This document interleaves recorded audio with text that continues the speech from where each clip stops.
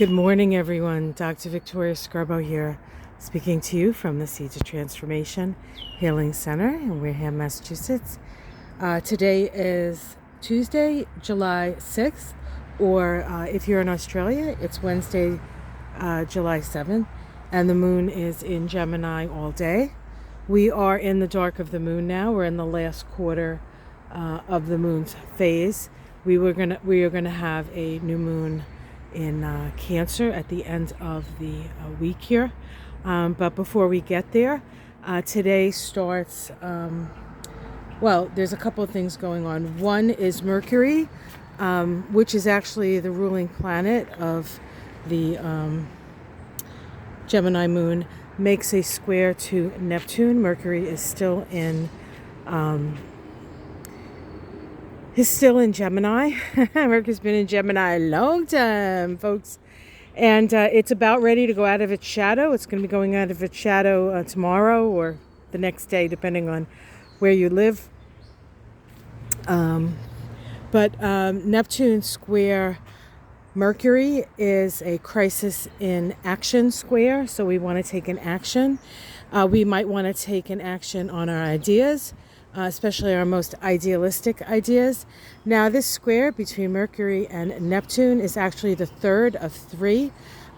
We had two others, one before Mercury went retrograde, one while Mercury was retrograde, and now the third and final pass of Mercury past Neptune. And so each one of those was a crisis in action square. And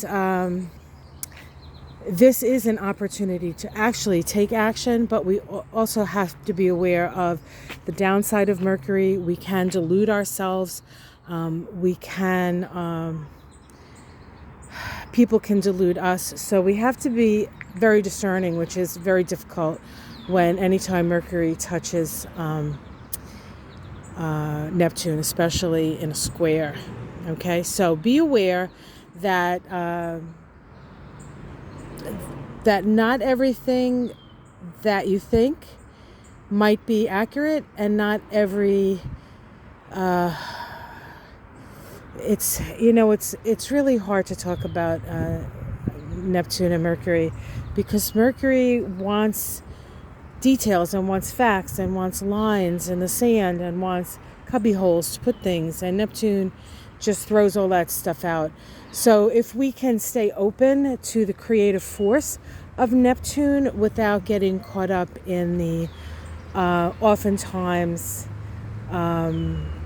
dicey, deluding yourself, lying to yourself, having other people lie to you, it's important to keep an open mind through this process, I think, more than probably anything else. And observe your inspirations and act on them, perhaps, but act on them cautiously. That's what I think I want to say. At the same time today, the moon in Gemini does make a conjunction to its own north node.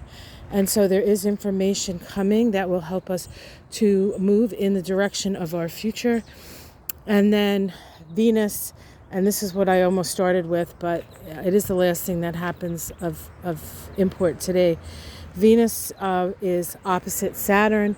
Venus is going to run the gauntlet that Mars ran last week, first with a square, an opposition to Saturn, and then a square to Uranus. So that opposition to Saturn is an awareness around your values, your essential needs, in contrast to the needs of the collective and the structures, Saturn, of what is needed within the collective. Because we have to remember, Saturn, while it's been in Aquarius now for, we'll say 6 months, I think. It moved into Aquarius last year very briefly, right? And then it moved out, and then it moved back in December. So it's actually been longer than 6 months, but it's still relatively early in its run through Aquarius. So we're still working on the structures that are necessary. And of course, it made that conjunction to Jupiter on the winter solstice here in the Northern Hemisphere to start a whole new 20-year cycle.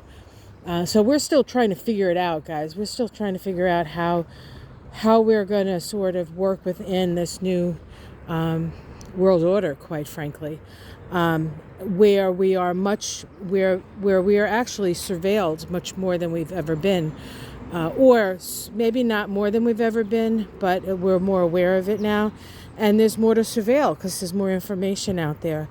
So this Venus opposite Saturn requires us to really evaluate sort of where we stand on all that stuff, and also our essential needs being met within the structures that are there within society, right? Saturn being a social planet and a planet of structures. So it's both a sort of check-in, but it's also an awareness of perhaps what needs to further happen in order for us to live more in alignment with this new reality that we are sharing, right? Okay, so that's what I want to say. Sorry this came out late, just one of those days, difficult to get started, but it started now. So I saw her in the hospital yesterday twice. She was she was a little raunchy to the staff there, so the dementia seems to be kicking in. And I apologized, but they're like, this happens all the time. I deal with this all the time. I quite frankly don't know how they deal with people who are always yelling at them, but actually I do know how that feels. Now that I think about it, it doesn't feel good. So for those of you who do that kind of work, God bless you, and send all kinds of support to people who do that kind of work. You know, that care economy that Biden keeps talking about, they get...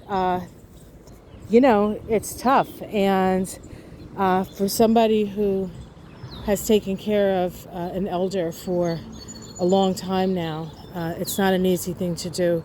So bless all those people that do that. All right, guys, I'm going to let you go. Like and subscribe, and I will see you again tomorrow.